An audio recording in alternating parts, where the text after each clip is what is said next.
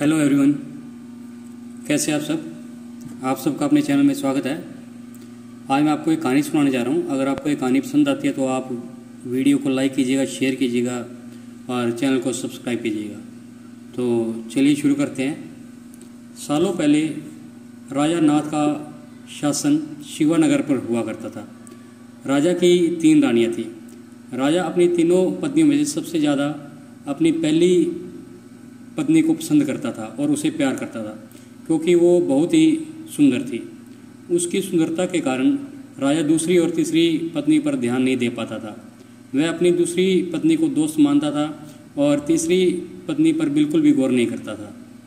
इधर राजा की तीसरी पत्नी उससे बेहद प्रेम करती थी, लेकिन राजा को तीसरी रानी का प्यार कभी दिखाई नहीं दिया। वो हरदम अपनी पहली पत्नी के साथ ही व्यस्त रहता था। ऐसा होते होते कई साल बीत गए। रोज़ राजा की तीसरी पत्नी इसी उम्मीद में रहती कि राजा आज उसके पास आएंगे, आज वो उससे कुछ प्रेम भरी बातें करेंगे, लेकिन ऐसा कभी नहीं हुआ। इसी तरह कुछ वर्ष बीत गए। एक दिन राजा नाथ अचानक से गंभीर बीमार हो गए। उनकी तबीयत देखते ही देखते खराब हो गई और उनके जीवित रहने की उम्मीद कम हो गई। तब राजा ने अपनी पहली पत्नी को बुलावा भेजा। राजा की पहली पत्नी राजा के पास आई तो राजा ने उससे पूछा कि मेरे जीवित रहने की संभावना बहुत कम हो गई है और मैं भगवान के पास अकेले जाना नहीं चाहता, क्या तुम मेरे साथ चलोगी। राजा की बातें सुनकर रानी ने उनके साथ जाने से मना कर दिया और कहने लगी कि अभी मेरा जीवन बचा हुआ है, मैं अभी और जीना चाहती हूँ, इसी वजह से मैं आपके साथ नहीं जा सकती। ऐसा कहकर पहली रानी राजा के कमरे से बाहर चली गई। तब राजा दूसरी रानी को बुलावा भेजता है। दूसरी रानी को जब पता चलता है कि राजा अपने अंतिम क्षण में है और वो अपने साथ अपनी पत्नी को लेकर जाना चाहते हैं, तो वो राजा के पास जाने से ही मना कर देती है।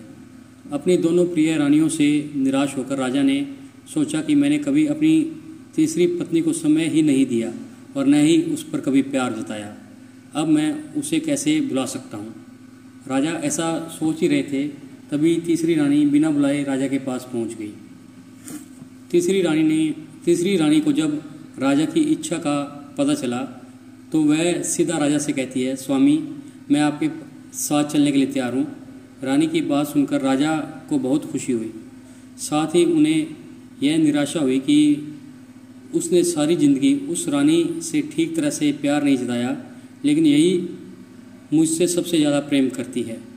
उसी वक्त राजगुरु के जाने माने वैद्य हाजिर होते हैं और राजा की तबीयत का उपचार करना शुरू करते हैं और उसे ठीक कर देते हैं। राजा ठीक होते ही अपनी तीसरी रानी से प्रेम करने लगते हैं। हमेशा अपने करीब राजा ने अपनी तीसरी रानी को ही रखा और दोनों खुशी खुशी राजमहल में जीवन जीने लगे। इस कहानी से हमें सीख मिलती है कि किसी को सुंदरता से प्रेम नहीं करना चाहिए, बल्कि उसके दिल और आचरण से प्यार करना चाहिए। आपको ये कहानी कैसी लगी? अगर पसंद आई तो वीडियो को लाइक कीजिए, शेयर कीजिए और चैनल को सब्सक्राइब कीजिए और बेल वाला बटन ज़रूर दबाएं ताकि हम ऐसी कोई और कहानी डालें तो उसकी नोटिफिकेशन आपको मिल जाए। Thank you.